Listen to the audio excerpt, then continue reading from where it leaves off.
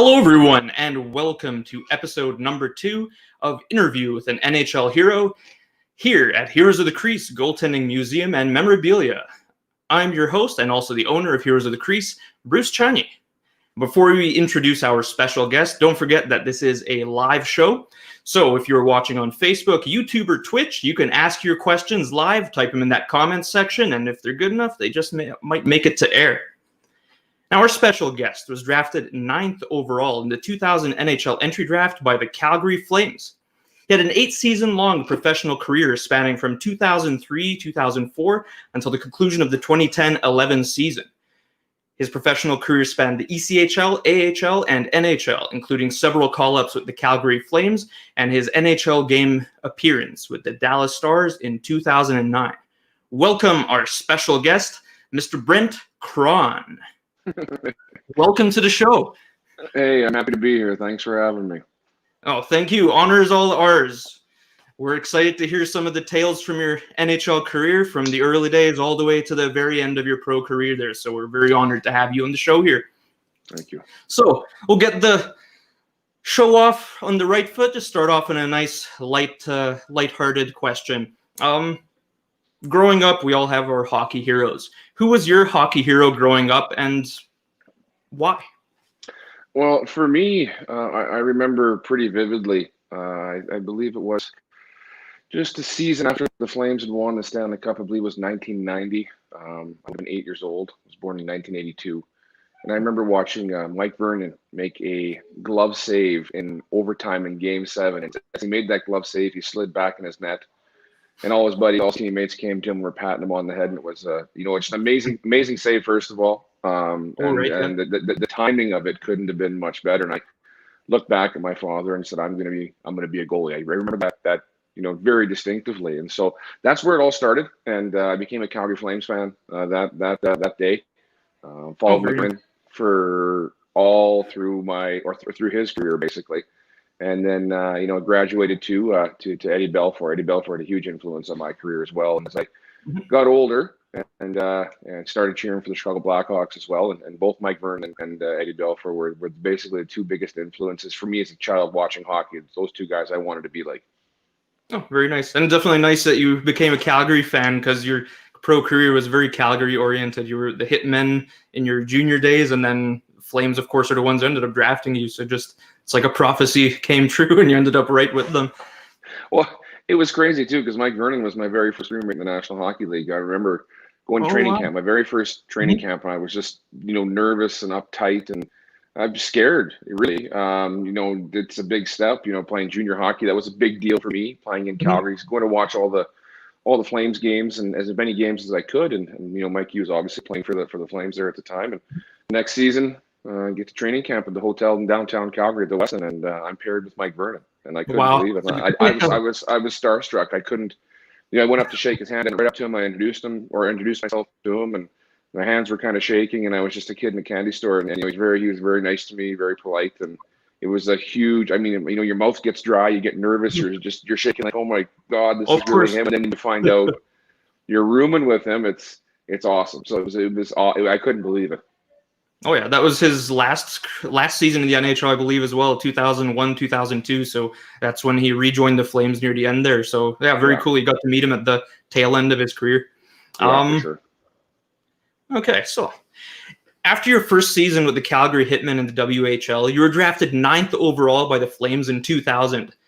Interesting statistic about that, rather. You're one of only 23 goalies in NHL history to ever be drafted in the top 10. So based on the goalie situation with the Calgary Hitmen that year, did you expect to even be drafted that year? And what was it like to find out you're not only drafted into the NHL, but seen as a top 10 prospect from a team already loaded with high draft picks? That is the Calgary Hitmen. I mean, you had Pavel Brendel, Chris Beach, Franz Nielsen, Matt Pettinger, Stephen Peet, even Johnny Boychuk at the end there, Frederick Shostrom, Ryan Getzlaff near the end. So to stand out among them.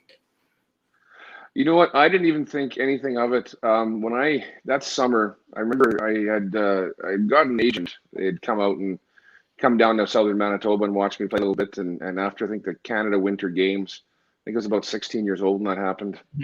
They had seen, and they said, I was starting to kind of get some traction with agents, right, from around Canada. They'd come out and see me in my hometown, take me and my parents out for coffee or dinner, and kind of see where we were at or what they could do for us. And we ended up choosing the sports corporation, and I would go to Edmonton and stay with my agent for the summertime and skate on skate with the sessions that they had booked. So it was a lot of junior guys, a lot of early NHL guys. I remember taking a slap shot in the collarbone. This would have been July, and I broke my collarbone.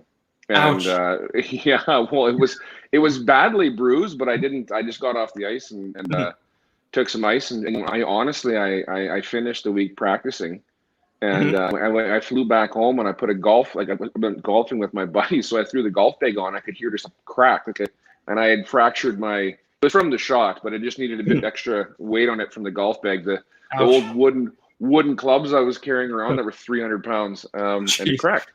So I got to training camp with the Calgary Hitmen, and I was in a bit of a shoulder brace when I got there. I didn't practice right off the bat, and when I got there, I didn't. They were already talking to me about, hey, you know what? You're in 4th on the depth chart.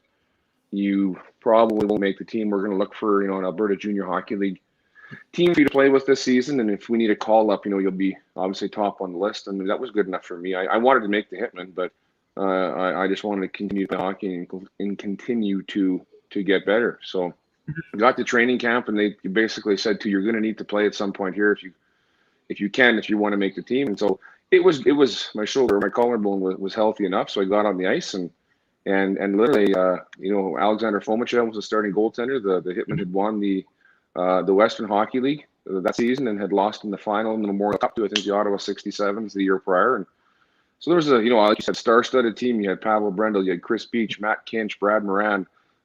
Just guys. And obviously Alexander Fomichev, who was the goaltender that got them all the way. And so he was approaching the overage season. Then you had Brent Williams behind him, and then you had a guy named Sean Connors. And so I thought, you know what, it's not for me. And as training camp went on, I didn't worry about making the team. It's weird. I just look back and think how naive I was too. I knew what competing was. I knew what tryouts were. But I always made the teams. When I was a kid, I would make, I'd try out for the summer select team down in Minnesota.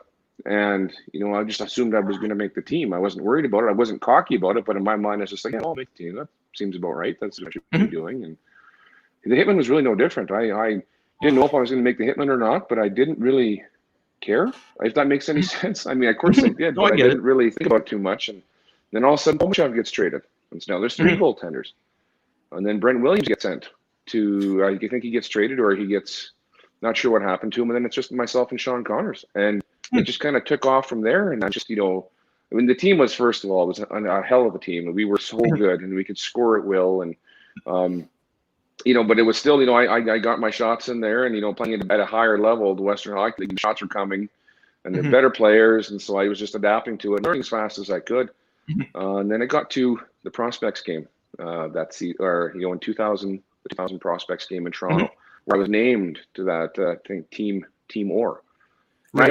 I'd always videotaped all the prospects games. And they started coming out. I remember watching Roberto Luongo playing in prospects games. I remember watching Maxime Ouellet, guys like that. Just goaltenders. These guys are good goalies. Like I really want to play in the prospects. I really want to play in that prospects game. And sure enough, I got the call, played for Team OR, and got to go to Toronto for the first time. My parents came up and they got to see, my old man's a diehard Leafs fan, and so we got to see their, Maple Leaf Gardens, and this is pretty close to the American Airlines Center, the Air Canada Center, sorry. That's right. They had just been up there for a couple of years, and so we practiced in Maple Leaf Gardens. We played the one game at the Air Canada Center, so it was an amazing experience. And then the draft comes around, and this is all in a span of basically from September to the following July.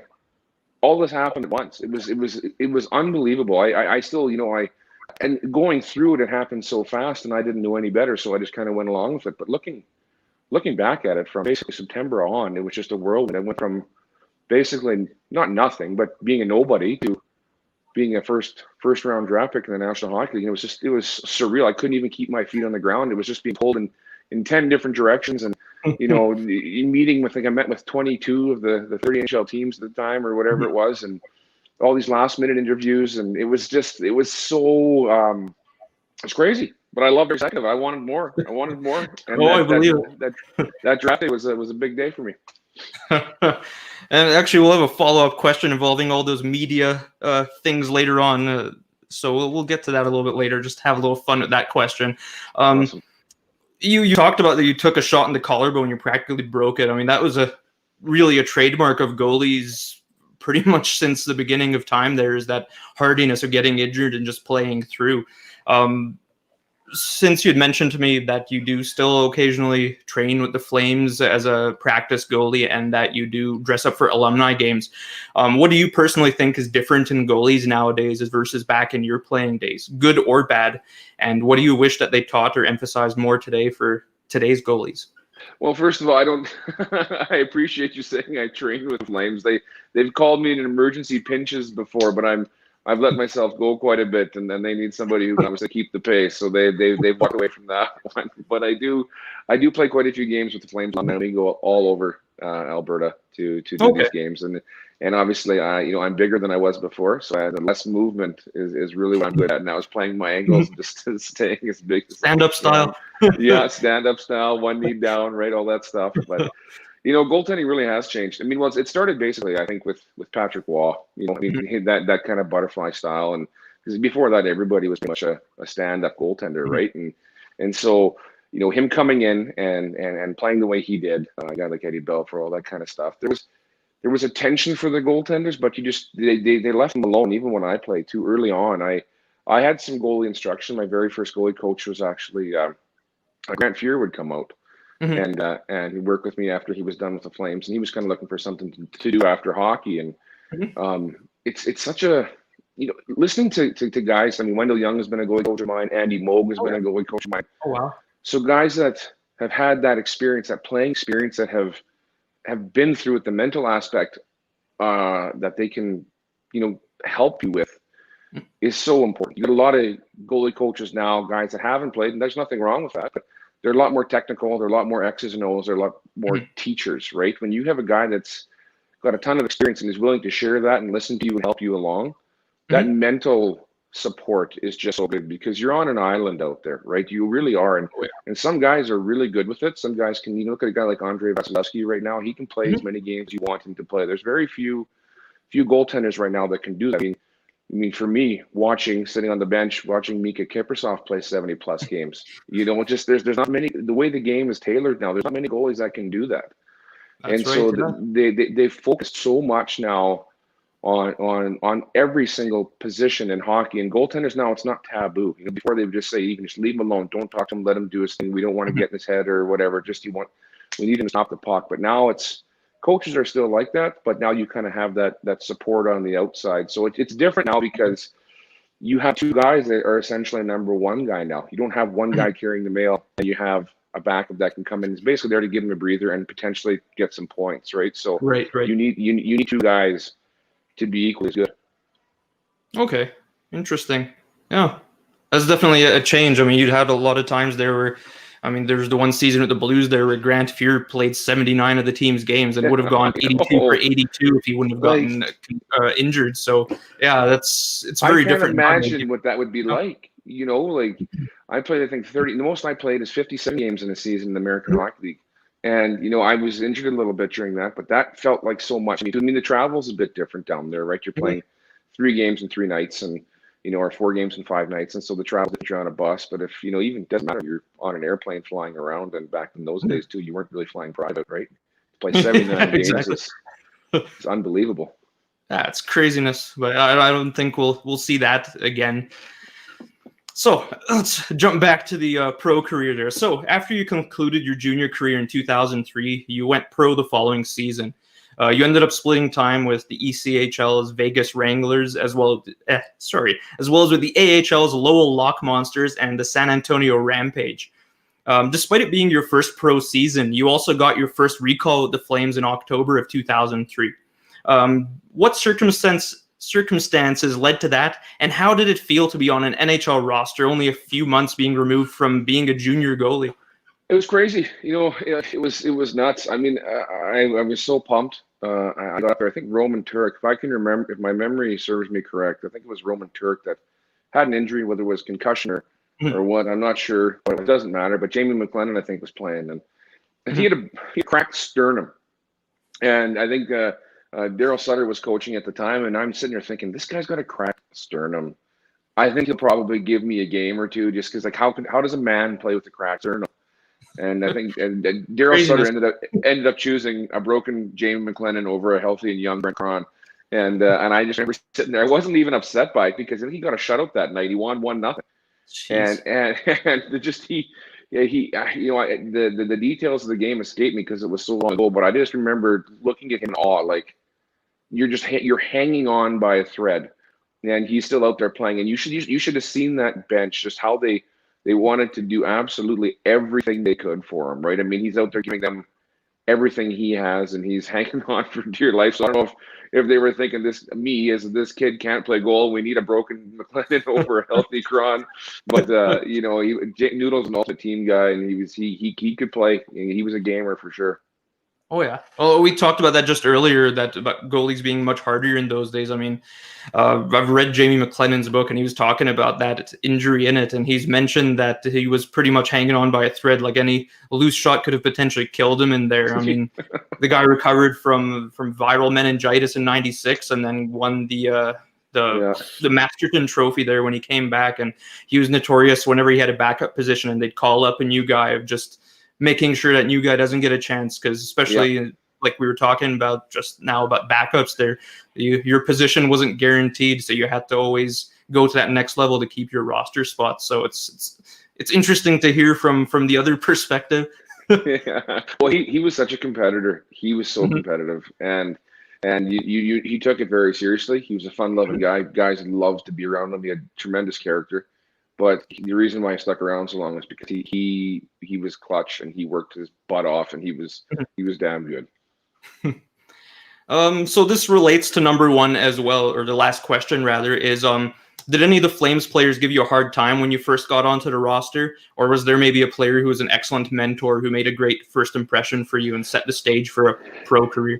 You know, all this stuff has just flown right by me. When you're in the moment, you don't get to stop and look around. But you know, you bring that up, and the first thing that comes to mind is Marty Jelena. I remember him coming to.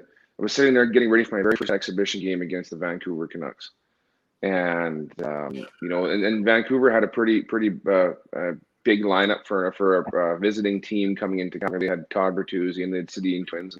I want to say Matthias Olin was on the back. I can't remember 100%.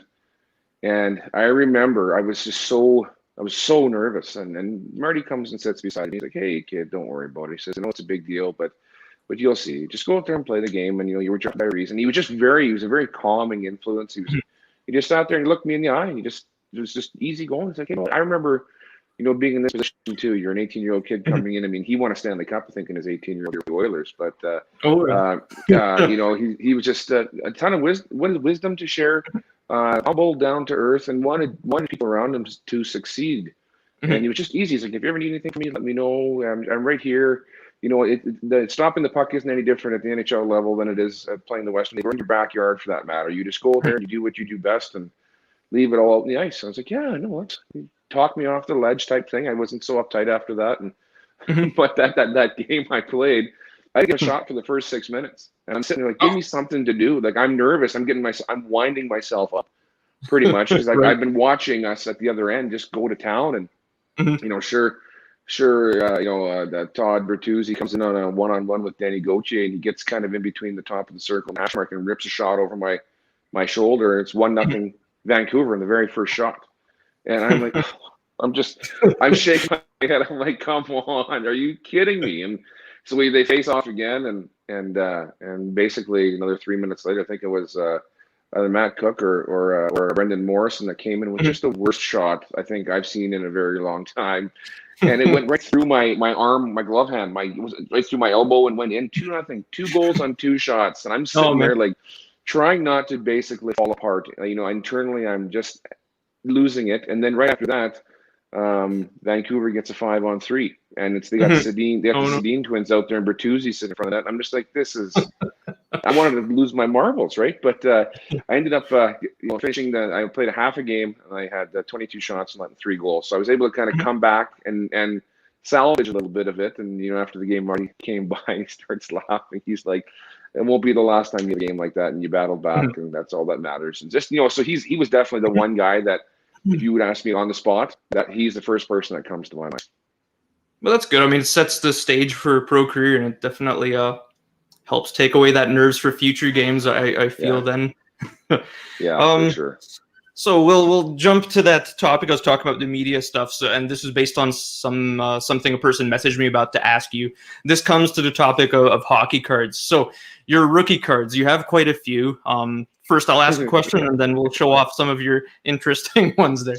So your Young Guns rookie card by Upper Deck is obviously the rookie card to have of any player. What does it mean to you to have a hockey card out there? I mean, so many guys collect them when they're young. They play. They never really think about it, but you have so many hockey cards out there that immortalize you for making the show, essentially. Yeah, I haven't even thought about it. I really haven't.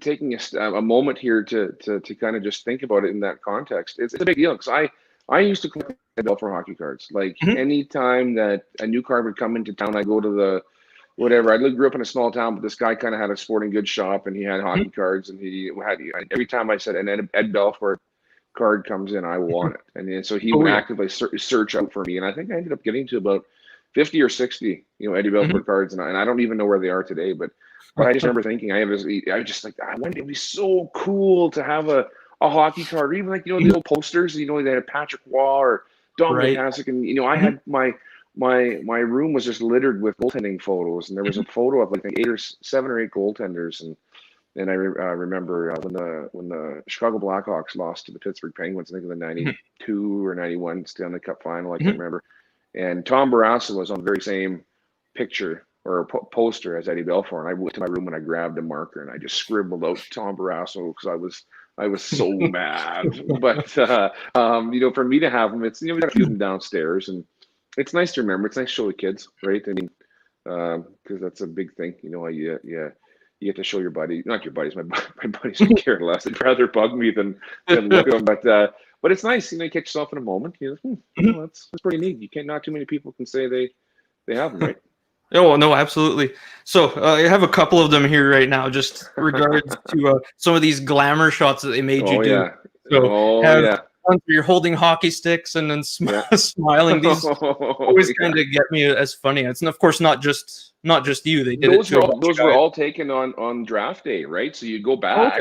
And they're just ridiculous looking, right? Because they're not action photos. It's like they think you're a model, but you look like a moron. You're standing there. And basically all it is your buddies can pull that out whenever they want and say, "Remember how ridiculous you look? Remember, you idiot," right? Like it's pretty funny stuff. Yeah, exactly, right? Yeah.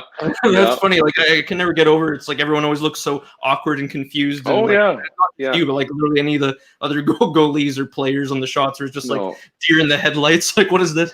Yeah. Well, they just pull you away. That was the draft jersey, right? And everything's happening so fast. And you're with the PR guy for the team, and he's just we got to go here and do a photo shoot now. You got to meet with these guys. You got to have a interview with this guy. You got to go talk to the media. You got to go. The general manager wants to see. You got to go. Like just all over the place. And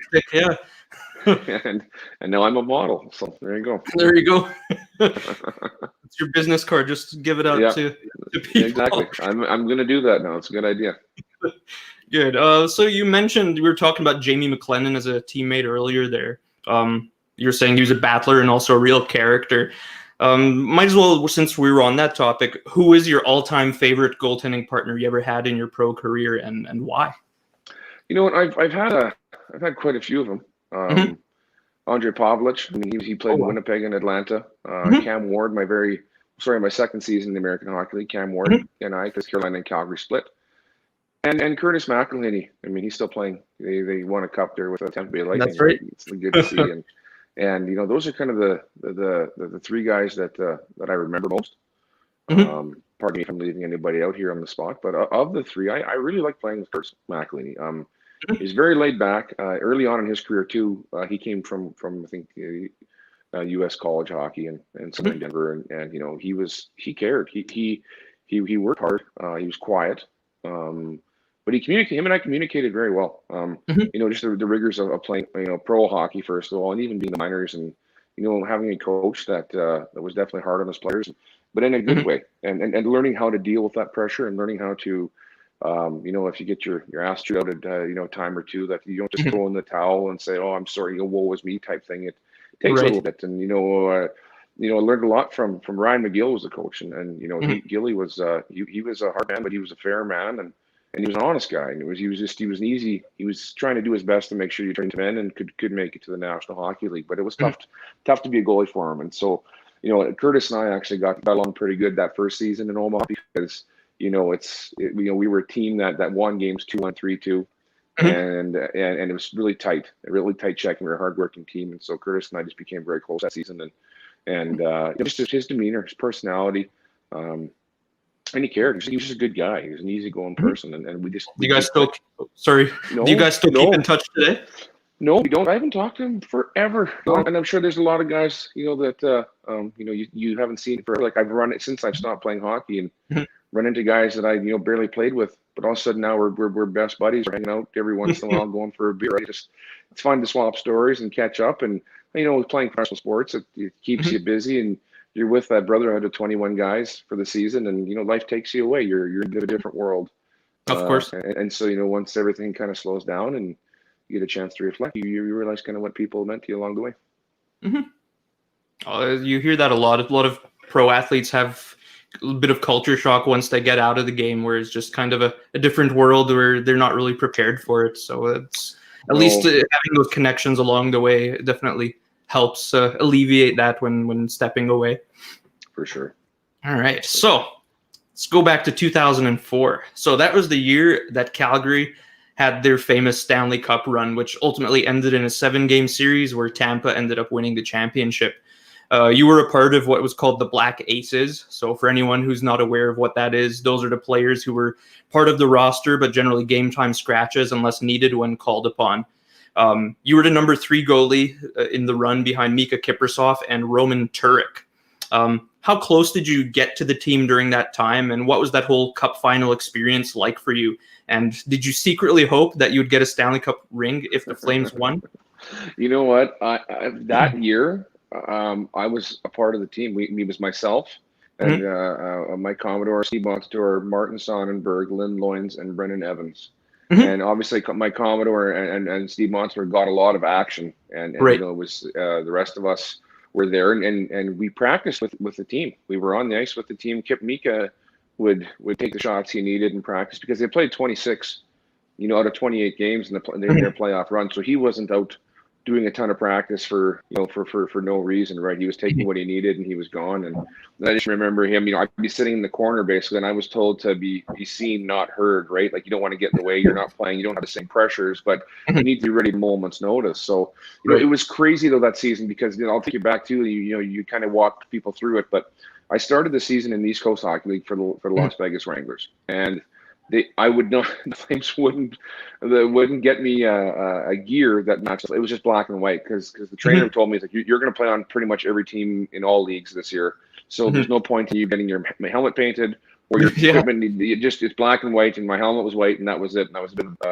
a transient, goaltender. So I started in Las Vegas in the East Coast Hockey League. Then I got called up to Lowell for a month. Then I went back down to Las Vegas for a month, and I went back to Lowell for a month, and then I went back to Vegas for a couple of weeks, and I got loaned out to the Florida Panthers and ended up in San Antonio. And so I finished out the season in San Antonio, and then after the last game, Dwayne Sutter, who's a scout for the Florida Panthers, I believe at the time, came down and said, "Hey, you're on the top." And I'm like, "What are you talking about? Where am I going? What's up? He's like, "Well, he needs you to be the goaltender for the playoffs." Like, nobody had informed me of this except now Daryl's brother. So I'm like, sign me up. Where do I need to go? So I went back to the hotel room, packed everything up. They had me on a flight from San Antonio to Vegas so I could pack up my condo there, threw everything in my truck, and then I drove from Vegas to Calgary. And I missed the first 2 games, I think, of the first round against Vancouver. And then I met the team in Vancouver. Okay. I can't remember for what. Maybe missed the first 4 games. I think it was game 5. They were in Vancouver, and I remember I was just dog tired. I was like, all the travel, but I was so just running on fuel. Just adrenaline. I'm so excited. I'm all up in the National Hockey playoffs, and so I get to the West in downtown Vancouver, and I check in, and I'm like, so who's my roommate? Like, who do I got? It's like Chris Simon. I'm like, Okay. I was like, oh my, I had never met him before. I was like, I don't know how this is gonna go. I don't know what type of guy he is. I know he's mean and tough, and he's not gonna be overly pumped about rooming with a third string goaltender. So I get up to my hotel room, and the veterans kind of run. If you're sitting with rooming with the veteran, everybody, they're kind of they get to pick the bed. They get to whatever do whatever they want. You just kind of take what you can get or take the crumbs they leave behind. And so I was paranoid. I walked in and there was nobody there. Both beds were perfectly made. Everything was in the right spot. And I'm like, this is weird. So I was so tired. I just wanted to go to bed. And I get in, and now I'm falling asleep in the chair because I'm too afraid to fall asleep in a bed in case he comes back and says, hey, you're sleeping in my bed, buddy. So about 11 o'clock, I just said, screw it. I don't care if he kicks my ass. I'm just going to choose the bed. So I went and slept, woke up in the morning, nobody there. So I go down and have breakfast. And, I'm sitting there with the guys, and I get this big bear paw just come on my shoulder and just crush it. And he's like, hey, Connor, he said, Chris Simon, nice to meet you. I know that you have traveled a lot to be here, and I wanted to make sure that you got a good night's rest. I didn't want you to have a roommate. And I was like, well, it's pretty Wow. cool, right? Yeah, I know. Not the expectation I had. He's a big, mean, tough guy, and he's going to, eat me or chew me up and spit me out. But it was a lot of fun throughout the way. Practicing with pregame skates with the team dinners, all that stuff. I'd never seen anything like it. And that was my first year, just, being on plane. I sat beside Tony Amonte a lot on the bus. Oh, wow, I sat beside Miikka Kiprusoff, and we'd talk. And I just remember how I'd learned so much from Miikka, just the way he was ultra competitive, but he never, you couldn't tell. You could, but in his demeanor, talking with him after a game. And I remember what game it was in Detroit. I think the Flames had lost 5-0 or something like that. And it wasn't a very good outing. And I walked in the back of the bus, and Kipper's like, hey, come here. So I sit down, and he's telling me jokes, and I'm literally in stitches. Like I'm first of all, I didn't play, right? Guys are pissed because they lost, and there's this rookie puke black ace that is basically like, I'm not trying not to laugh loud. I'm like, shut up, you're gonna get me in trouble. Daryl's gonna come in here and throw me off the bus, right? And the guy's like, Connor, shut up. And I'm like, I'm looking at he's just having fun, right? He just wanted to have fun, and you couldn't even tell that he lost 5-0, right? He comes out the next game and was the best player. Like, it was just, just to kind of pay attention to how great he was. And the thing that made him so good was just his mental strength. And so, I got to see, a ton of hockey, right? Vancouver, and then you had Detroit, then you had San Jose, and then you had Tampa Bay, you had Sam Boulin play. And I tell you what, I loved every second of it. 26 games, and I was, I wanted to play, but I just had a lot of fun watching too. So, yeah, and then I went the Stanley Cup ring. I saw the Stanley Cup, right? Like, they had brought it out because it was Game 7. The Flames lost, obviously, and I looked at it, and I just like, I was terrified because there's no way I would, would even come close to it because I didn't earn it, but. I was hoping that, the boys would win, and maybe I'd get some jewelry at the end of it just for fun. So tell everybody that I was there. Well, of course. We talked about it before, and in case anyone who's watching doesn't know, the Black Ace goalie for the Tampa Bay Lightning that year is Brian Eklund from Massachusetts there. And when Tampa won, he actually got a Stanley Cup ring out of it. So, Brent Krahn could have been exactly. That's something huge regardless. And just that you're around with the team for that long, whether or not you play. You make someone laugh one time before a game day, that might lighten them up enough to score that clutch goal. So whatever impact, big or small, big save or positive moral energy, it makes the impact at the end. Yeah, no, I agree. And then, like I said, that team was just so close that year, with just the players they were all pulling for each other. And it was really, it was really something to see, because I'd never really been a part of any big championship teams. The first I got in the Western League was third round. And that takes enough in itself, but, just to see where you go through it, you learn a lot about yourself. So speaking of lots of pressure, obviously as an NHL goalie, you or even the AHL or the ECHL, there's lots of pressure. It is pro hockey. Did you have any interesting or unusual pre-game rituals to get yourself game ready? And related to that, what was the weirdest one you've ever witnessed from a goaltending partner? You know, I never played with a bunch of weirdos. It was actually kind of disappointing. I was hoping that I could get some stories, or at least say, man, that guy is missing a few screws. But I think if that's the case, it's that weirdo was probably me. If I can't identify the weirdo in the room, it was probably me. Right? For me, I would just get dressed really early, and I would get the left side on first, and then I do the right side. But guys are playing soccer in the hallway, getting ready for a game, and I'm already half dressed. I'd like to sit there in my gear for 40 minutes and just kind of clear my head, and really that was about it. And I would sit at the red line and stretch. I didn't like to take too many shots and warm up, but there was nothing quirky or weird that I could identify about me. Maybe other guys might be able to fill you in on a few other things I didn't even knew I did or know what I was doing. But from my point of view, what's normal to you, but the perspective. Yeah, exactly. Actually, okay, we did have one question that popped up. Kind of a question, but you're the driver at this one. So YYC Vintage Cards on YouTube wrote, "Tell an embarrassing story about Rhett Warrener." No, I think he can do enough of those by himself. I'm not going to be the outer of any stories about a guy that's doing embarrassing things. Retro put himself on the line every night, every day. He was a hard worker on the team, and off the ice, he was the glue that kept everybody together. He can tell you some wild ones, of him, being a younger guy running around having a good time in the National Hockey League. And you know what, everybody looked up to him. He was the leader on that club, big time, and guys just wanted to be around him. He was a lot of fun for the few instances I got to share with him. That man is an absolute ride. Very nice. All right, so 2004-2005 Lockouts set back a lot of goalies from achieving their NHL dreams. You and Cam Ward formed a great duo in Lowell that year. You earned a combined 47 wins with 6 shutouts each. Cam Ward went on to win the Stanley Cup the following season with the Carolina Hurricanes. For the next few seasons, you continued to perform well in the minors. However, the Flames kept bringing in new backups, and you never got your Cam Ward chance, if you will. With Kipper being a powerhouse 70-plus game goalie, as he was, it was obviously tough to crack the roster. Seeing as how you were drafted so highly, honestly, at the time, not with the more wise mindset we have with time and age, but rather at the time, how did you feel when the Flames added Brian Boucher and Philippe Sauvé in 05-06, then brought McLennan back in 06-07, then the year after went all in with Cujo, McElhaney, and Matt Keatley? And related to that, was there ever any tension between you and any of those other netminders as a result?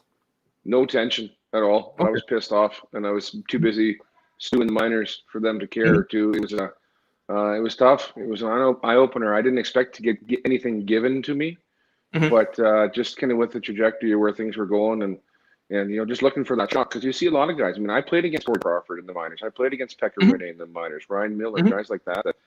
You go and you play hockey against, and you're thinking, I'm as good as these guys. Maybe I'm better. Maybe that's the guy. That's where I'm trying to be. And for me, it was just it never came. It never came. I remember having a few scouts come down from the Flames, and they'd sit on the bench and they'd be like, what do you need from us to get to the next level? I'm like, if I knew that, I wouldn't be here. You know what I mean? It's like I'm trying to figure it out, and I'm just trapped in my own head, and you can't try harder to stop the puck. It's like it's a very mentally tough position, and you can't just go out there if you're a forward and you're having a bad game, you can't go out there and bang guys around, crush and body check, get in the way, do stuff. You can't do other things if you're a goaltender. You stop the puck or you don't. There's nothing else you can do to help your game, right? So, excuse me.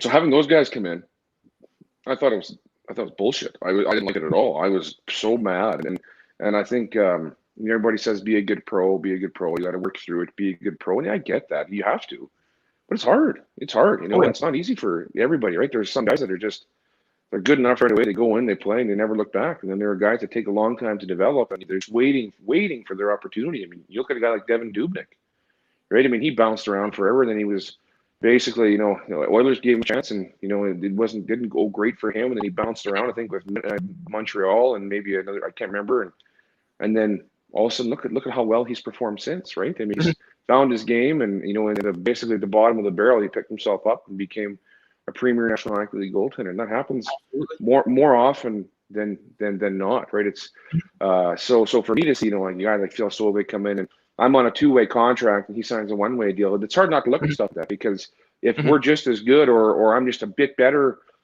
for the dollars and cents, I'm going to the minors. And then the justification is, well, you're going to be the backup because Kiprusoff's going to play 70 games and you're only going to play 10 or 15. We want you to be ready. And that's all common sense. It really makes a lot of sense. So it's hard to argue with that. It just sucks when you're not playing the National Hockey League. That's the bottom line. Like, I got tired playing the American Hockey League. I wanted to be in the NHL, right? Well, I imagine it's tough too. I mean, being drafted 9th overall, I mean, of course, it's not always on your head, but I mean, you're a top 10 prospect, and then just constantly, it seems like you're being overlooked. I mean, it's not like you were drafted 9th round, 270th overall, where it's like you're just kind of like the afterthought of the goalie world. But no, you were top 10, and then just not getting your chance. So I definitely get how that would be a piss off at times. Yeah, well, and then you look at that same draft year, Henrik Lundqvist went like the 8th round or something like that, right? Like the Flames could have had Lundqvist in my position, or Ricky Pietro first overall that year, right? You never really know, and so I sit there and I think, man, oh man, with the way I'm made up mentally, I didn't like that pressure, I didn't like that expectation. I'd like to just kind of go out there and play and show them how good I was. Where when you're first round, everybody looks at you, I mean, even including your peers, and he's like, well, he's not that good for a first rounder. He's not doing that good. He's a first rounder. Wow, they must waste. You know what I mean? Like, you can get caught up in that negative talk, and it can catch up to you, especially at a young age. If of course, nobody likes to be criticized, and when the things don't go your way or it's not going smoothly, like it's hard to keep all that negative BS on the outside. Absolutely. It was actually a pretty good goalie draft class you were in as well. I mean, I think there's a Reinhard Divis also got drafted by the Blues that year from Austria, first Austrian in the NHL, and then Roman Cechmanek also got drafted. But Cechmanek was like 39 years old. Yeah, exactly. I'm 38. I should go back and see if I can't get drafted and see what I can do, right? Like, that was unbelievable. When he got drafted, guys like, there's this 35-year-old man that got drafted in the 2000 NHL draft. I'm like, screw you. Not a chance. It's true. How that happened, I have no idea. He had a good little run there for his like 3 years. Yeah, in the league. Okay, so we have one question from Poke Checking Cards on YouTube. I'll bring it up on screen. So it says, in regards to the mental aspect of being a goalie, how was Brent able to reset, or you rather, sorry, after giving up a goal early in the game? You know what's funny? I always found I could rebound better on the road than I could home. It wasn't like I was built any different, but it's almost like the fans getting on me, that kind of stuff. It always kind of sharpened me up a little bit. I remember stories of Grant Fuhr telling me that he always felt more comfortable in visiting buildings than he did at home. Right? It's just some guys feel better that way. And that's just the way it goes. But for me, early goals, it was something I had to learn, because I took a lot of pride, obviously, like every goalie does, in not getting goals, especially if they're early. You're ready. You're down right away. You still have another 59 minutes left to play in the game, so it can eat away at you upstairs. But I would just take a deep breath. I learned a few tactics from Andy Moog and from a few guys. Just take a sip of your water, clear your head. Goals go in. You know what? Good goal, bad goal. You can't change the outcome of it. You can't analyze it. I mean, there's no point in, it should have been here, it could have been there. Well, you weren't. So let it go, because the more you hold on to it, the more it affects you moving forward. And also now that before you know it, there's 2 goals behind you. So you know what? Pucks go in, people get upset, coaches are going to yell, players are going to be disappointed, fans are going to get on you, home or away. Just get back up and keep going, because you're not doing this on purpose, right? Like, I'm not deliberately trying to lose a game or whatnot, right? So it's tough. Don't get me wrong, but as you go through it, and you're getting more experience in that field, it's part of the game. It sucks. So you pick yourself up, take a deep breath, and realize that this game isn't meant for people who feel sorry for themselves. Oh yeah. I mean, it could always be worse. There's like the goalie who let in the world's fastest hat trick. I mean, in like 12 seconds or something. Yeah, so right. It can always be worse. Yeah. And it happens, right? You're part of history. Great. Like in the moment, it's not great, but I mean, it's tough, but it's part of the position. That's what you sign up for. Oh, of course. All right, so we're right back to the topic of making the roster. So let's go back to the 2007 playoffs now. So in his final NHL game, that was April 21st, 07, that was in the playoffs, Jamie McLennan went in relief of Miikka Kiprusoff and infamously slashed Johan Franzen in the stomach and got himself suspended for 5 games. You were recalled to back up Kipper for the final playoff game in that 6-game series. How did you find out that you'd be recalled, and did you think that McLennan would be suspended when he did what he did? For sure. We were in the American Hockey League playoffs first round. We were playing against the Iowa Stars, Dallas's farm team, and I was in Omaha. And Curtis McElhinney started the playoffs that year. He had a really good season and became the #1 goaltender.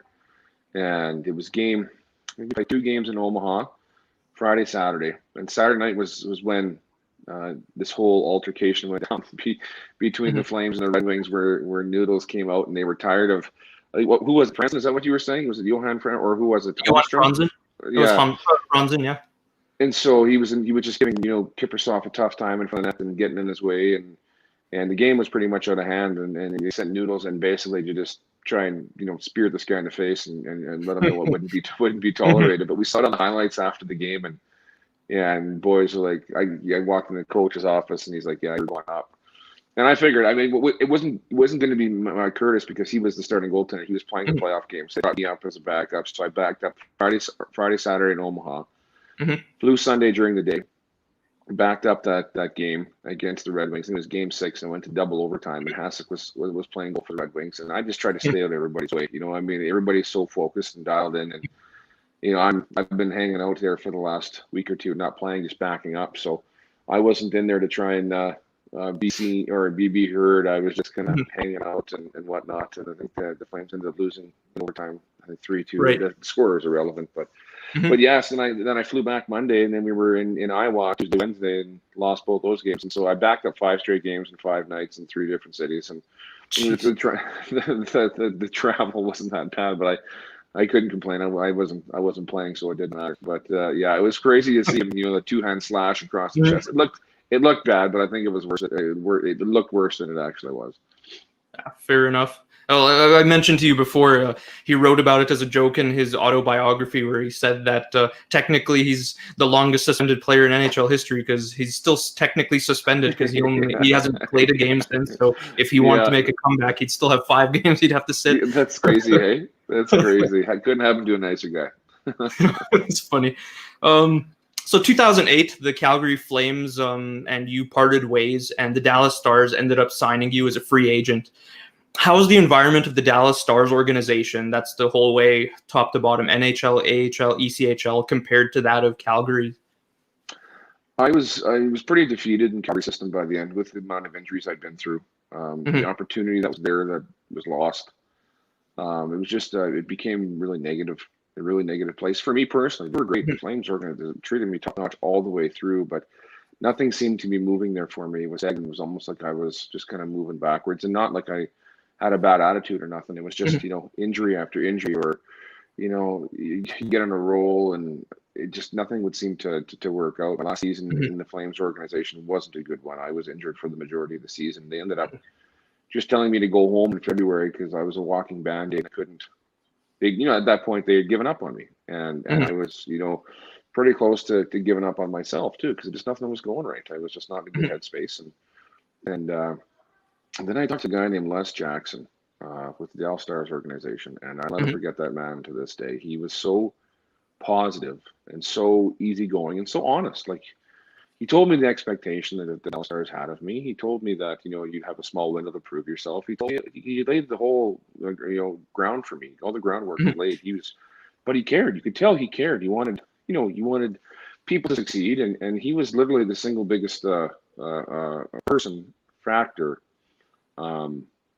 That basically kind of picked me up off the floor. It's never fun leaving a team, just like you kind of part ways. There's like, you're not coming back because we need to move in a different direction. I knew it. I got it. It sucks to hear. I mean, it happened with me with the Hitman too, with my injuries. That, I was released from them. I didn't get traded to Seattle. I was released. And so that's always tough. Hurts your ego, hurts pride. it's tough to say, hey, you know what, these guys don't want me anymore. It sucks. Mhm. It's really hard to hear. But I got to Dallas and I passed the physical because everything was contingent on me passing a physical because I just come off getting my knee rebuilt. Mhm. And then I started right back with the Las Vegas Wranglers right away. Mhm. I mean, Yeah. Glenn Gulutzan was the head coach and back to Las Vegas. But this time when I was in the East Coast League, I did not want to be there. I did not want to be there. I understood the need for me to play games, Mhm. but I did not want to be in that league. I mean, nothing against it. I just, in my headspace, I'm like, I'm not going to be back here. I don't want to be here. And my numbers proved it. I wasn't healthy, Mhm. right? I wasn't healthy. And then my goals against average in the few games I did play was above 4 and couldn't stop a beach ball and whatnot. But I did not want to be there. And Kevin Cheveldayoff, the Jets GM now, right? Mhm.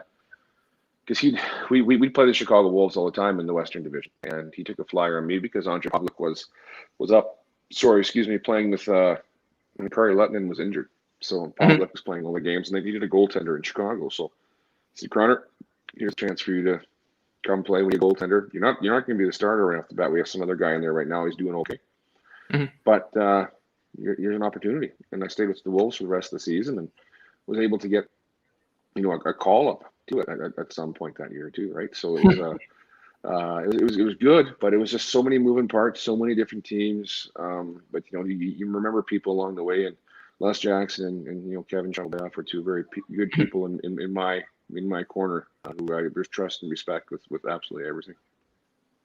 Oh, yeah. This will leeway perfectly into the next question then. So, after backing up many times with the Calgary Flames over the years there, with Dallas Stars, they called you up in February of 2009, and you were the full-time backup to Marty Turco for that entire month. On February 14th, sorry, that moment you were dreaming of since your draft day finally occurred. You were put in between the pipes for a period in relief of Turco against the Chicago Blackhawks. So what was the story behind your first game played? And it was a tough first game, but how did Marty Turco, the coach, and your teammates help you out after? You know what? It was Dallas was having a pretty tough season that year, and they didn't really have a back. They had Tobias Stefan, who Mhm. was backing up, but Marty Turco was playing all the games. I think he played 65 games that year, maybe more, maybe 72. I'm not sure. But I remember we played Friday night. I think it was at home. Not sure against who. Mhm. And then we hopped the plane and flew to Chicago that night. Got in around 2 a.m. There's no practice, no team skate the next day except for the guys that weren't playing. So it was me and a handful of players. And Stu Barnes is running the practice, and there's Mhm. not a chance. There's not a hope in hell I'm going to get in the net unless something bad, like drastic happens. So basically, from 11:30 till 1:30, we're doing these bag skating drills and having a good time. It's exhausting, but I mean, hey, I'm a backup goaltender. What else am I Mhm. supposed to be here for? So didn't get back to the hotel till about 3 o'clock. Had a quick bite, went and had like a 20-minute nap. Got up, hopped the bus, and got down to the United Center in Chicago, and literally the Blackhawks have been on the road I think for 2 weeks straight or something like that, and I think the circus comes through town or whatnot. But long story short, this is one of the biggest crowds that the Blackhawks had ever had. Pretty obviously before winning the Stanley Cup and turning their team Mhm. into a really solid club. But they Right. had about just over 22,000 people in the building. And the Blackhawks, I remember the old Chicago Stadium with that truck horn when they'd score. I just thought it was just the most amazing sound in the world, and I was going to get a chance to hear it now. And I was like, didn't want any goals to go in, but that truck horn was absolutely amazing. And there wasn't enough space on the bench for the backup goaltender, so I had to sit in the dressing room watch football. And Brendan Morrow, was injured. So we're watching the game on the TV in the dressing room, and after the second period, we're down 3-1. It's getting badly outplayed. I think we're outshot Mhm. 27-6 or something. Scores 3-1 going to the third period. Mhm. And Mo goes, Croner, I think you're going to play this third period. I'm like, yeah, no, so do I. So I go sit in my stall and waiting for Dave Tippett to come give me the nod. He's the head coach for the Stars at the time. Second intermission, he just walks straight on by me. I'm making eye contact with him the whole way, like, put me in, put me in, put me in. And he didn't. He just walked past. I'm like, all right, well, it's okay, whatever. Don't worry about it. And then with about less than a minute on the intermission clock, he's like, Croner, get your gear and let's get going. So I'm just scramble and I run back up the bench and grab my stuff and put it on. And I'm so excited, and I can't believe I'm going to get a chance to play in the National Hockey League. The puck drops, and I make the first. I think I had 9 shots in that period, and I made the first save, and then they scored on the second shot, and that truck went off literally within 1 minute of me being in the net.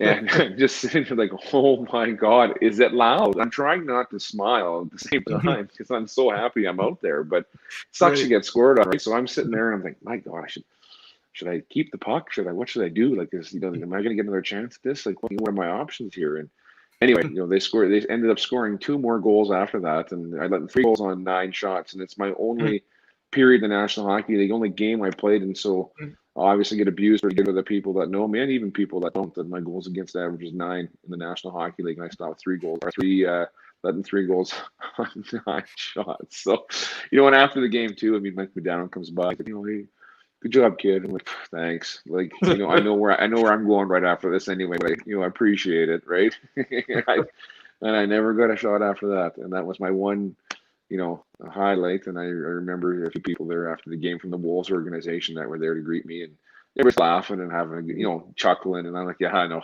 I know, right? Like it was a bit of a kick in the teeth, but I got to say I played one game in the National Hockey League, so it was a funny story. It was good. I'm still proud of it. Oh yeah, and again, you should be. This is something I always talk about with the Heroes of the Crease Museum project, is that it doesn't matter if you play 1 game or 1,500 games. The reality is only 812 goalies have ever played in the NHL since the beginning of the league. I mean, just making it is an astronomical feat in and of itself. I mean, doesn't go always the way everyone wants it to, but just to make it there is huge for anyone. Yeah, and it's hard to look at that way though when you're going through it. Like, right, you kind of whipping up some stats right now. It's like I mean, that's pretty elite company, right? If you look at it like that.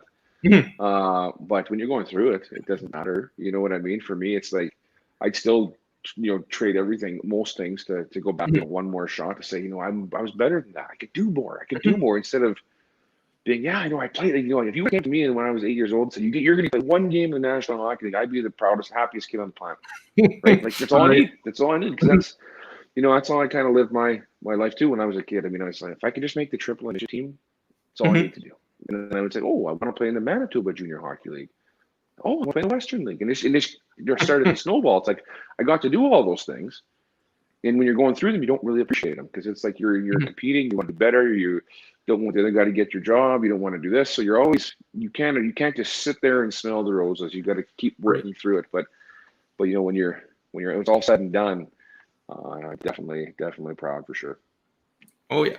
Well, you mentioned in your last story there that you were wondering whether or not you should keep that puck that went in on the first goal there. So this perfectly leads into another question we have, which is, did you ever keep anything from your NHL playing days in your own collection, or perhaps acquire another player's? And if so, what is your most prized piece in your personal collection? And if you can show it off. Well, I'll tell you what, I haven't kept really anything except for my goalie masks, and I got 3 of them behind me. You can't see the third one, but it's all with the Dallas Stars. It's so funny because when I was with the Flames, I only got 1 painted mask with Flames, and I know it's around the house here somewhere. Actually, I think it might be in my hockey bag in the garage.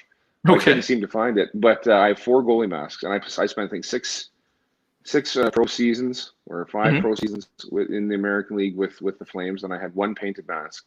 And I spent 3 seasons with the Dallas Stars, and I have 3 masks. And it's not a shot against the Flames. I have plenty of masks with the Flames too, but they're always just white ones. So I mean, it's this is the last one that was ever made, and for me, so I gotta, let's see, very nice.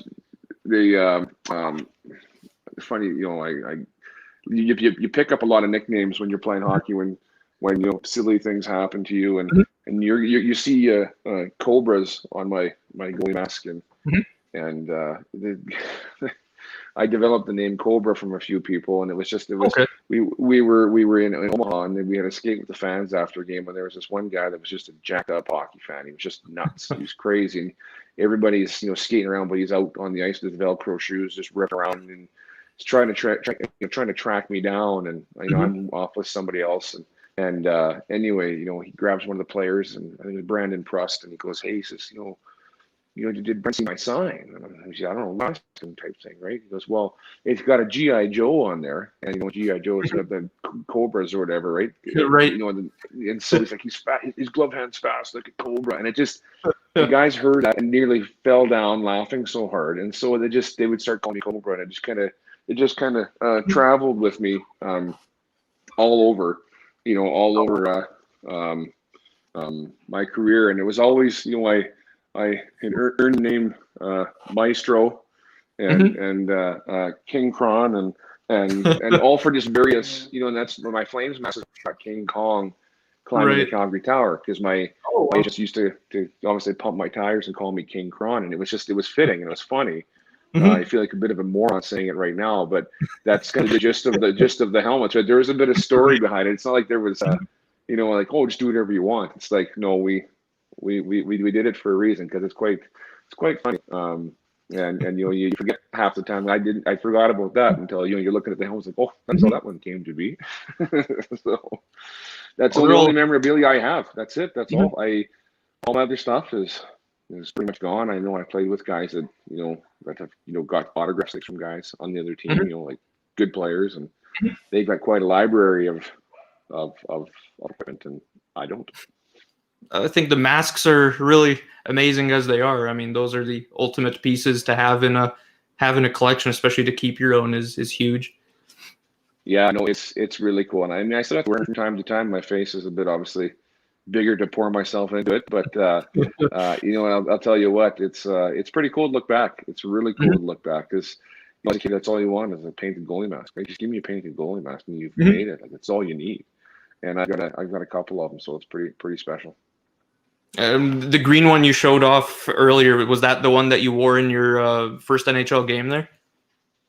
Yeah, well, you want actually here? Give me 2 seconds. The third one here is. Oh, okay, cool. This is the very one. This is the one I wore in Dallas for my very first game, and wow. And it's funny because that's Genghis Khan on it, and then where the story is going, right? The guys used to call me Genghis Khan just to be funny, right? So like, there's just there's just so many stupid things that you just painter comes to you and says, "What do you want in your mask?" And I'm like, put on Genghis Khan. I don't know. That's what we're gonna start here today, right? Like just stupid things, but oh well, it's funny. And they're all painted by Gunnarsson. Yeah.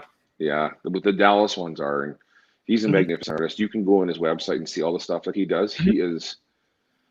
I mean, there's a lot of talented people on the planet, but I think he'd be the top one you'd want to get to paint your goalie mask for sure. Oh yeah. I think they showed off Holtby's the other day there on Twitter, on Twitter, where I saw it as quite a nice design. All right, we actually do have a comment off of Facebook from a former NHL goalie as well, who competed against you a few times. So this is from Mike Morrison. He says, "God bless you, Connor. Good hearing you from one cup of coffee goalie to another. Loved battling you in those oil Flames games. Hope you're well." Oh, that's awesome. That's so funny. Because you play with so many guys. You know what? You go through it all, and everybody has the same story, right? Everybody's doing the same thing. You're battling so hard, and in the moment, playing against each other, it's like, I'm gonna win. You're not concerned about being, but then you get off the ice, and it's like you're just a regular guy like you and I, right? And no, I appreciate that. I hope I'm sure he's doing well too, right? I believe he's your number one on this program, right? He started it all off with you, right? So I'm number 2 once again, not near the top, but I'll be a backup the rest of my life. All right. So after your NHL debut there, you remained in Dallas's system for another 2 seasons before you retired in 2010. Looking back on your entire pro career now, what are some of your most cherished memories, and do you have any regrets? I'll start with regrets. I was a pretty positive guy throughout my whole career. I think I needed a bit more of a spine, and that kind of comes with experience. I've always admired guys that could tell a coach or another player to shove it up your ass. I'm going to go out there and show you how good I am, or stuff like that. I never had that personality. For me, it was like, I'll just go out there and do my best, right? Or just kind of, I don't want to get into it. I don't want to put myself on the line. I know I'm good, but I don't want to go tell everybody I'm good, and because that opens yourself up to, obviously, people want to come and bury you, right? So even with coaches too, I would sit there and I would internalize things. I would hold things in. I wouldn't communicate. I'd always just say, I'm fine. Everything's great. Don't worry about me. I'm great. I'm fine. Leave me alone. I'm fine. I'm fine. I'm fine. When, would have gone a long way. And when I actually finally did it, it wasn't in a bad way, but I'd had enough of a certain situation. And I walked in the coach's office and I said, I'm harder on myself than you are on me, and you think that you know, screaming at me doing this and doing that is making me better. It's really, it's not. It's pissing me off type thing. And Mhm. and then after, it just kind of led into about an hour-long conversation. It wasn't threatening, it wasn't malicious, it wasn't aggressive. And he was just telling me, it's like, it's about time you kind of stood up for yourself, because you just sit there and you just get kind of pushed around, right? You don't stand up for yourself. You just sit there and you take it all the time. And he's like, I'm trying to get you, like, you're good. You're good. You can stand up for yourself. You can tell people to shove it, because you can Mhm. back it up. You need to be more assertive, and not only in hockey, but in your life. Mhm. And that's like that, I wish I would have done that sooner, but hindsight's 2020. Of course. But it's just stuff like that with, powerful men in hockey, guys that control your career. You just want them to like you, and Mhm. not everybody's going to like you. And as you get older, you realize that, it's hard to make everybody happy. So, True enough. just that whole, I want so-and-so to like me. Well, you know what? You're a goaltender. Stop the puck and they'll like you, right? They're not looking for friends. They're looking for results. And that's the kind of thing. It almost hurt me to realize the game was a business, right off the bat. I wanted to be the best, but it was like, oh, I just wanted to be like river hockey with my buddies or street hockey with my buddies, where it's just, you get super competitive, but then it's like, okay, let's go and hang out, right? So it took me a lot to grow up there. And it took me a while, just to come to that. And being a first round pick, it obviously weighed on my conscience too. I never felt like I was worth it. I never felt like I deserved that calling. I had that, I was absent minded for one whole season when I got drafted, and I was like, it's pretty crazy. But then when it sunk in, I was like, it's a big deal. I better be good. Like, you know what I mean? Like, at the moment, I wasn't even Of thinking course. about, right. But then it's like, holy shit, they just did all this stuff. They did this and they did that. I'm like, oh, they put all this resources into me, and now I got to be worth it. And so now I'm not playing hockey because I want to. Now I'm playing hockey because I got to prove to somebody that I'm good, right? And Of so course. so Of course. that's a bit of a problem. Mhm. So the things I remember, obviously, playing the prospects game, that was Mhm. a big deal. Playing on you know, um, Bobby Orr's team, that was huge Mhm. for me. If you don't mind, my earpods are running out. I'm just gonna plug in my other headphones so I don't lose you here. Okay. Okay, sounds good.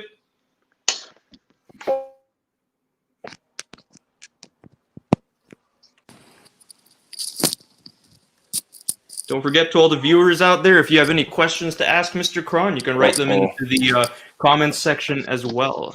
So if you have any questions you're thinking of, don't wait. Take your chance while you got it now.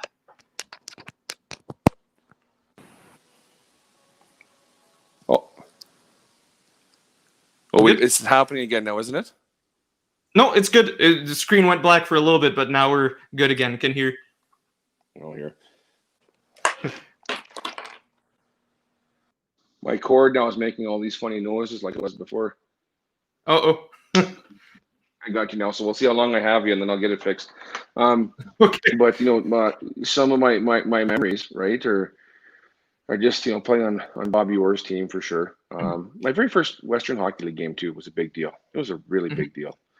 Um, I don't remember the score, or I think we're playing the Medicine Hat Tigers in Medicine Hat. I can't even remember, but just playing in the Western Hockey League, unbelievable.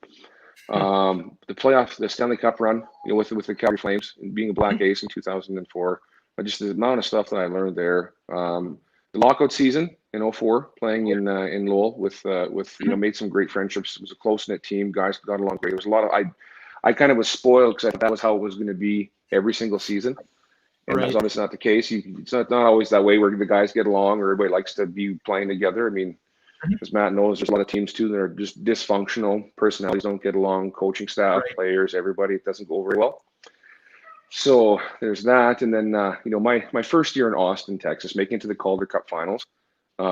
We had a great season, and just Mhm. that team being there, we looked fondly on that place. My family and I. The team was great. We had a ton of support from the city. And, we lost in Game 6 to the to the Hershey Bears Calder Cup Finals, and that was a big deal. And then, just being on coach's corner too. That one just popped into my head. In the prospects, Right. before the draft, being on Mhm. coach's corner. All I wanted to do my whole life was just call Don Cherry Grapes. That's all I wanted. Let me call him Grapes. Right. And so it's the first thing I said went up to him and said, "Hey, Grapes, how you doing?" And that's it. Made my day. That's all I need. It could have stopped right there, and I would have been happy. How was Don Cherry to interact with? Awesome, really Oh. awesome. Really nice, really kind, really caring. He's a big personality on TV, but he was always very kind of mild-mannered, soft-spoken guy when he was just talking to players one-on-one. Got a good sense of humor, and obviously I don't know him very well, so I'm sure you could tell me to go pound sand too if I got to know him pretty good, right? But Fair enough. Okay. Continue on to one more question here, then we'll address one that one of our viewers asked. So, what ultimately gave you that decision to retire from play? What was that final straw where you said, I can't do it anymore? it wasn't me that had to say it, which was a good thing. To play till I'm dead. Doctor came to me in Dallas and said, he said, you know what, kiddo, you're toast. You're done. Your knees are so bad. Your knee is so bad you can't play. And if you want to have any type of quality of life, you're gonna have to shut her down.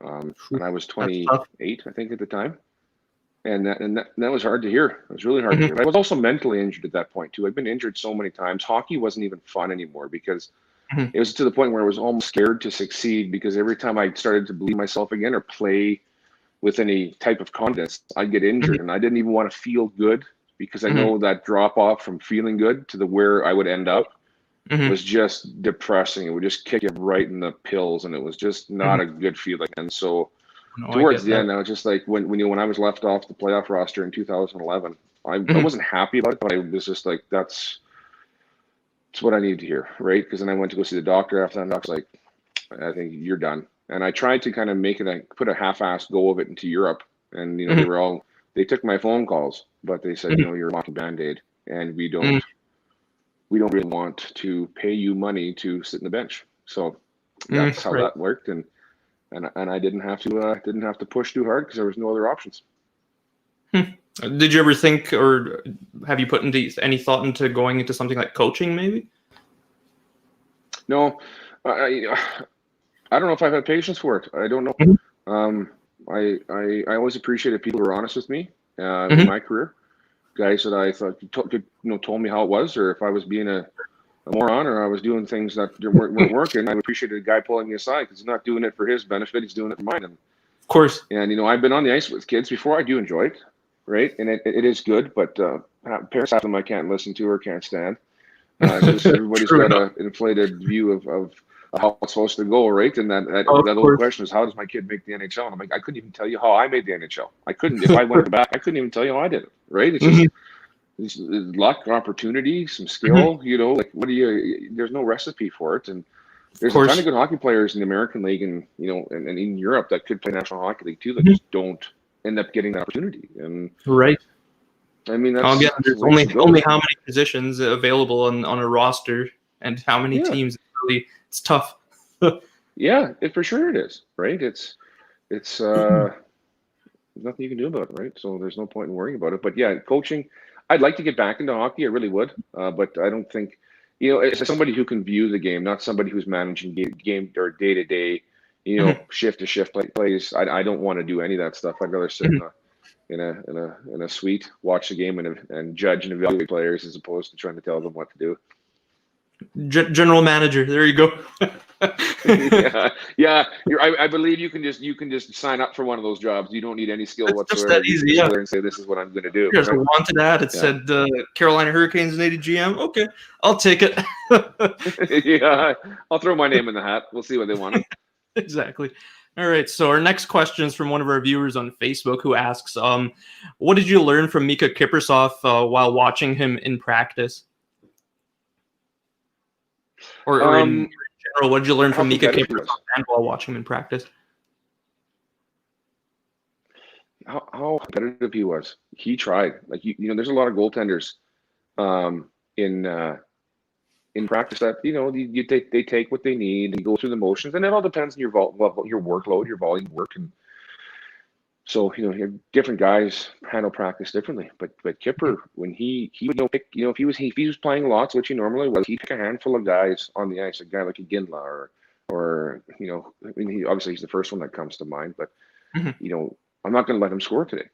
He's not going to score on me today. And you can just see him when other guys come in and shoot. He'd kind of go through the motions, but he would come in, he'd bear down, and he would try and his anticipation too, because goaltending is very, you rely on your reflexes so much too, but a lot of goaltenders can read the play extremely well. They kind of know where plays are going before it happens. They get their stick in the right position. I would just always marvel at Kiprusoff. His glove and his locker would usually be there before the puck got there. Like he was already anticipating plays before they happened, and he would not get caught cheating either. Because you can bite on the 2-on-1 pass, or you can assume the guy is shooting top glove and he shoots a little blocker, but he would read the play so well that he wouldn't cheat. He would just be that athletic to make those saves. And I kind of adapted my style after being with him. I held my glove the way Miikka did. I held a blocker kind of the way Miikka did. I started playing a lot more like him, and that his influence, but even that Finnish goaltender influence too, right? Very good down low, cover low well, incredibly athletic. Even though half of them are bags of milk, they don't look like, when you see them walking down the street, you wouldn't know they're an athlete, but then you get them in the crease and they're just unbelievable, right? They're machines. And I had the luxury of playing with Kari Lehtinen too, and he's one of my good friends. And he was very similar. He was big. He was so athletic, so flexible. And he had it all. He really did. But a guy like Kiprusoff too. He had it all physically and he had it all mentally too. Like it was a stressful position, and he handled it very well. Oh yeah, I think both him and Kari Lehtinen, they just kind of stepped away from the game, I think, too soon. I mean, I think Kiprusoff had years left in him, and definitely Kari Lehtinen, for me, that's still one of the puzzles to me. He had a good final year in Dallas and then just didn't play anymore. So yeah, it's interesting you mentioned both. It's mentally grinding though too. It's a grind. Some guys just have enough, and I think it takes a lot of courage and a lot of strength for a guy to say, you know what, yeah, I'm done. Like I'm really done. I don't want to be here. I know, Keenan was a tough coach to work for. When I think Kiprusoff last season, Keenan was there. I don't think he was very good for him at all. I don't. And then with Kari too. Kari was one of those guys that he needed to have good people around. He needed that support where he could talk things out. He was a very cerebral player. He liked to talk. You go for dinner with him and he could talk games so well. He could say, I remember this play, this is what he did, and he was right-handed shot and he was shooting here and he just hit the guy's shin pad and changed direction. Or he could just break it down so well. And he needed a person, a goalie coach, or a teammate that could sit there and talk it out. That's how he got his nerves out. That's how he got all of his anxiety out before a game. It's just by talking about it. When you get certain coaches that come in that, you got to be mentally tough. You got to do this, but guys are different, right? There are guys that come in and rule with an iron fist, and you got guys that come in and they're your best friends, and half the time the best friends end up getting canned because they're too soft. The guys that are work you hard are the ones that get the results, and it's personalities. And now more than ever in today's day and age, everybody's unique, everybody's different, and at the professional level, you have those support systems for guys because it is tough, it's draining, it's exhausting, it's mentally tough, but you have avenues for players to have support, so it's always good for that.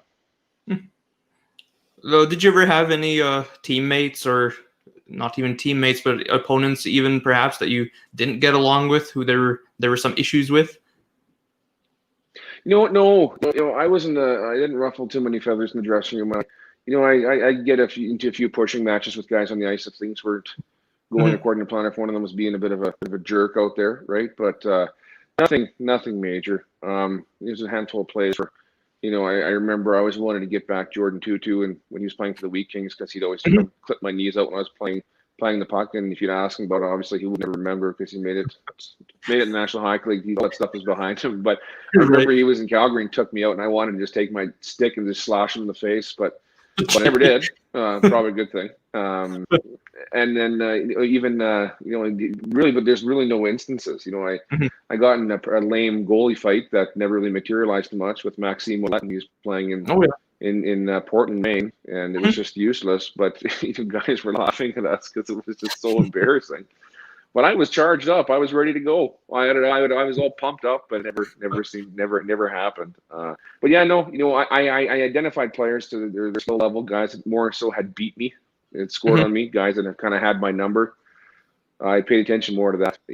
That's stuff that really got under my skin. As if a guy had my number and I knew when he was coming down, I know this guy seems to read me very well, and it would get inside my head a little bit, and it was just having the confidence to battle through that, right? So who would you say then is the number one player to completely have your number down, like you felt hopeless against him?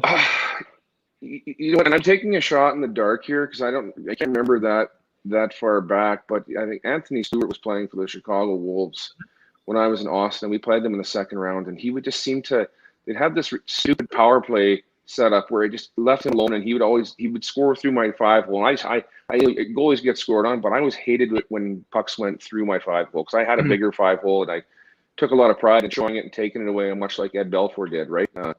But he always seemed to find that hole, and it just drove me absolutely insane. He would sit there, and I would think about him as opposed to what was going on. If I would let another player score just so Anthony Stewart wouldn't score, right? And just stuff like that. First, like you kind of get under your skin. He was definitely one player that just most recent memory. I'm sure there were a handful of others, but that's the most recent memory I have of a guy that's kind of, owned me a little bit, if you will.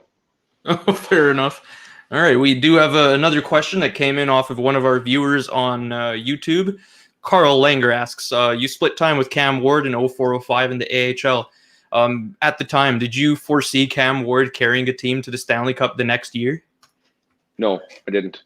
I didn't at all. But in saying that, he was phenomenal that season. Like, but Hannu Toivonen was playing in Providence, and he was unbelievable. Like, they had Antero Niittymaki was playing in Philadelphia, and he was phenomenal, right? So that was a good year for goaltenders. There was a lot of really Mathieu Guérin was playing in Manchester. Oh, wow, and you had Maxime Ouellet playing in Portland. And so you just had like this top end guys. We had Eric Stahl playing our team. Patrice Bergeron was playing in Providence. Like it was that season was just full of just amazing hockey players. Carl Lettman was in Chicago, right? So every goaltender was good. So I never really thought Cam Ward being as good as he was that season. Nothing really made me think that the next season he would be what he was. And for the most part of that season, I think he was kind of splitting with Martin Gerber. Gerber started the playoffs and then first 2 games, and then Gerber got a cold. He got the flu or something like that, and Cam Ward stepped in and just got hot at the right time and just took over the net, and he was unbeatable. And he never looked back. He was Conn Smythe Trophy winner, and it was not funny, but I was thinking, like there was jealousy in me for sure. Seeing that, I wanted to do that. I was sitting there, and it's hard for me to watch. But then as it went on, it's like, I was proud of him. I was so excited. I was like, hey, I was playing goalie with that guy last year. If he can do it, there's hope for me too, type thing, right? It's just you never know. But one thing I will say about Cam is he was incredibly mentally tough too, and he was a fiery competitor. He I remember playing in Norfolk, Virginia, and Michael Layton was playing goal, and that was the Blackhawks farm team at the time. And we had a bench clearing brawl, and him and Cam Ward and Michael Layton went toe to toe fighting, and Cam held his own, and he was a 21-year-old kid, and just to see him come in with that type of confidence, he definitely won the boys over. With not just that fight aside, but just the way he approached the game. Right, he was really good. Oh, yeah. Of course, the irony came back later when Layton and Cam Ward were teammates in Carolina a few years later. Yeah. No, Mike Layton was feisty too. He wouldn't like getting scored on. Like most of us do, but if there was a point with him where the game was out of hand, he was always itching for something to go on. Just maybe get kicked to the game, Well, I was definitely going to ask about Michael Layton because, he had a good NHL career. He led the Flyers to the Cup Final there, but really for the AHL, he was like the Patrick Waugh of the AHL, essentially. Did you ever have any interesting interactions with him? No, just playing against him. He was just a super nice guy. I remember chatting with him at the center ice and stretching, kind of talking back and forth. Really easygoing, really laid back. Very, very competitive. Much like a Jason LaBarbera type guy too. Jason LaBarbera was a tremendous American Hockey League goaltender. Won the award 2 years as being the best goalie in the American Hockey League, and very similar careers. Barb's was quite a bit more laid back. He was a lot more easygoing. He just in the net, he was a lot more fluid, and Michael Layton was a bit more choppy, and he kind of did what he had to do to stop the puck. Whereas you could tell that LaBarbera was a bit smoother moving around the net. But regardless, it didn't matter. They both were tremendous goaltenders, and style points aside, they got the job done. Oh, yeah. But yeah, no, Michael Layton, played against him a handful of times. Always thought he was really good and a nice guy too, from what I can remember. But it was nice to see him do well in Philly. Obviously when they lost there against the Blackhawks, that was tough to see, because you always root for guys that have kind of taken the hard way to the American or to the National Hockey, guys that have battled hard and played in the minors and got their chance and got going. And he was definitely one of those guys that he's very easy to cheer for. Oh, yeah. I think if you actually broke it down, I think Michael Layton could potentially be like an NHL record holder for like the most number of teams he's been affiliated with in his career that he actually dressed as a backup for but never got to play with. Like, I have a segment on my Goalie Museum daily post there where it's like they played for them, and I don't think I've done Michael Layton yet, but I know he's like dressed for Montreal, Nashville, Columbus, all the guys he's never actually played a game with, but it's just crazy the mental stress that takes on you when you're so many different locations and you never know where you end up the next day. So we are at almost an hour and a half now, time wise. If there's any viewers who have any other questions, don't hesitate to ask. We have only a couple of questions left on the interview here. So let's go to something maybe that's a funnier type of story. So looking back on your entire career, that's juniors, that's AHL, ECHL, NHL, what was the funniest or the weirdest thing that ever happened to you? Playing in the Western Hockey League, I remember getting an award for something, whether it was Player of the Week or something like that, or Player of the Month or something. And I never received an award like that in my life. And I wasn't playing that game. I was sitting on the bench, and as they were kind of walking through the stats of the month or why I got what I got, I remember just getting up halfway through the speech and kind of just standing there awkwardly on the ice. But as I tried to get out, my goalie strap on my pad hooked the door latch, and as I was trying to get out there, I fell down. I couldn't get it off, and they still hadn't even stopped kind of introducing me. I couldn't wait to get out there, so I'm kind of standing around like a moron, looking around like, oh, this is so embarrassing. I just wanted to crawl into a hole.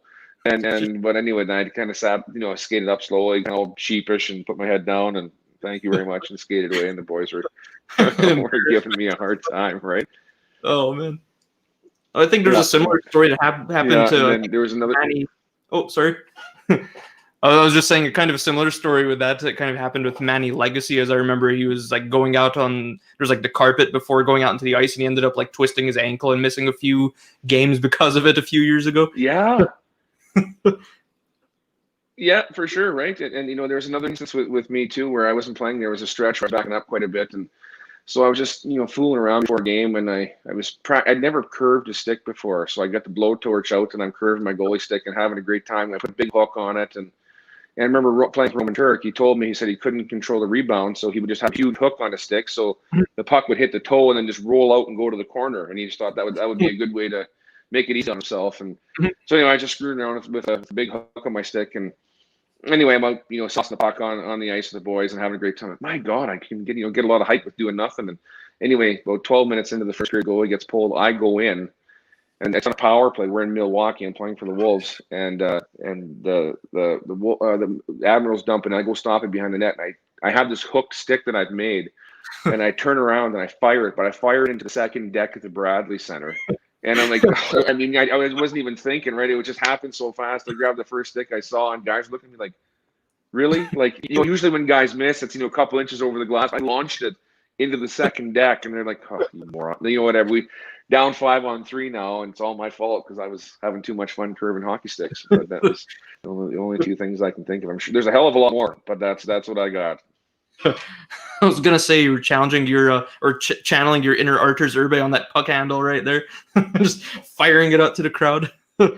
Yeah. Right. Yeah. No kidding. So, right, I'll leave one final thought. One of my final questions that I always like to ask everyone who's ever made the NHL, because it's a good one. I'll preface it, of course, before I ask it. A lot of viewers who either are watching it live now or might watch it later down the line, or either they have kids who are in hockey, either they are a person currently in hockey, young player in hockey. So this is something I think they need to hear. As someone who lived the dream that every young athlete aspires to, do you have any advice for kids or for the parents of a kid who may be a pro hockey player one day? Take it easy on your kids. You know, it's the worst thing you can do for them is put your dreams on them and force them to do things. My father, my parents were amazing supporters. I mean, they were hard on me too, but I was the one pulling my dad up to go on the driveway and shoot tennis balls. I wanted to stop pucks. I wanted all that kind of stuff. And give your kid a chance, because the best thing you can do is have an open line of communication between the two of you. Because there's a lot of kids. I've been on the ice with them where they're 10 years old and got the newest equipment, and parents are so proud, and the kids are so. They don't want to say, I don't want to play goal, but you get on the ice and you talk to them and you're like, hey, why? The first thing I say is, why do you want to be a goalie? Who's your favorite goalie? and if they can't answer that question, that's not a bad thing, but it's also like, well, hey, maybe you don't want to be a goalie. That's okay, right? You got to be able to communicate with your kids, and you want them to tell you the truth. But in saying that, though, too, you don't want to be too soft on your kids, where you have to teach people accountability, and it starts at home. You learn that from your parents. You learn that from your friendship group, and that's one thing hockey told me too. You're on time, right? You say what you mean. You follow through on things that you say. So punctuality is huge. You get your rest. You respect people. You respect your teammates, and then there's a difference. So you don't have to like the people you play hockey with, but there has to be a respect. And if there's something bothering you, you need to tell people about it, right? And you don't. It's nice to be able to go to your coach, but you may not trust your coach, and that's a bad thing. But there's a lot of that out there too. You need to be able to talk to people. So, but you got to work. You got to work, because there's one thing that people can't take away from you is your work ethic. You can have all the talent in the world. You can be the best reflexes, the best equipment, the best everything. But if you don't work hard, that catches up to you real quick, and that's on you. And you can't blame anybody else for that, right? So people all know internally if they've given it 100%, and sometimes we don't. And that's just the way it goes. But you got to be the hardest working player out there all the time. Very nice. That's good advice, definitely. So everyone watching, take that advice to heart. Might get your kid to the NHL with the right attitude, and to definitely get him to work hard. Because definitely you can fake it till you make it to a certain point, but once you're at the top echelon, you can't fake it at that point. So let's fish out one final question, or see if any of our viewers have a final question. Going once? Going twice? Sold. Okay. So this was episode number 2 of Interview with an NHL Hero. This was a lot of fun having Brent Krahn on the show with us. He had some amazing stories to share with us, spanning a very fruitful career, one might say. I appreciate you coming onto the show, taking time out of your busy schedule, your work life, your family life, to chat with us here for an hour and a half. So it's truly an honor to have you come on Heroes of the Crease with us. Thank you very much for having me. I've had a blast being on here for the last hour and a half. It's a lot of fun to relive some of the stories that A, you forgot about, or B, never get tired of telling. So I appreciate your time. Oh, thank you very much. Again, it was fantastic to listen to. I always like hearing the stories. It's one thing to read about it or to write a story about it for a write-up for the museum project, but to hear it right from someone who's lived it and then hear the details you just don't get in text is fantastic. So again, appreciate it that you came on by. I can't say that enough. That's to anybody who's ever been on the show, anyone who's ever taken time out to help our project. It's always... words can't describe how much of an impact it's made. So this was the end of episode number 2. I had a lot of fun. Hopefully all of you had a lot of fun watching and you learned something. Till next time, have yourselves an excellent day. Bye-bye.